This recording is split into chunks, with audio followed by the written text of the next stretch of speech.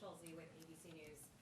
Just to follow up on Steve's question, what reassurance can you give the American public that the Fed will continue to operate independent of politics under this administration? You know, as I've said countless times over the years, this is who we are. This is what we do. We study the data. We analyze how it will affect the outlook and the balance of risks, and we use our tools to try to, given our best understanding, our best thinking, try to achieve our goals. That's what we do. That's always what we do. Don't look for us to do anything else.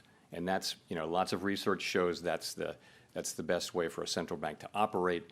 That'll give us the best possible chance to achieve these goals for the benefit of the American people. That's always what we're going to do, and people should have confidence in that, as I said a few minutes ago.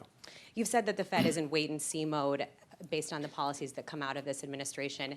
Has the Fed started to model what policies like mass deportations, changes in immigration policy specifically, would look like for the workforce and for inflation? So one of the things our staff does is they look at a range of possible outcomes, and they tend to go from really good to really bad, and it's one of the best things that they do. And in each teal book, you can look at the 5-year-old teal books and see there are alternative simulations. So that's what they do. There'll be a baseline, and then they'll show 6 or 7 alternative scenarios, including really good ones and not so good ones.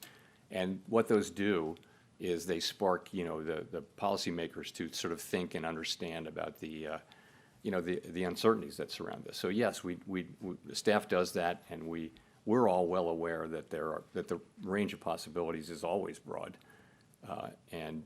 not just now, but always. And you have to. It's hard to be open to just how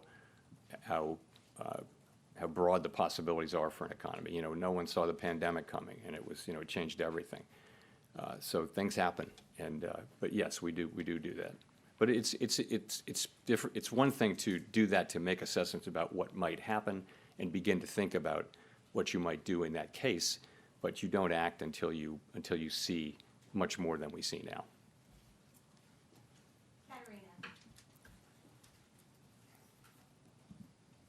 Katerina Saraiva, Bloomberg News.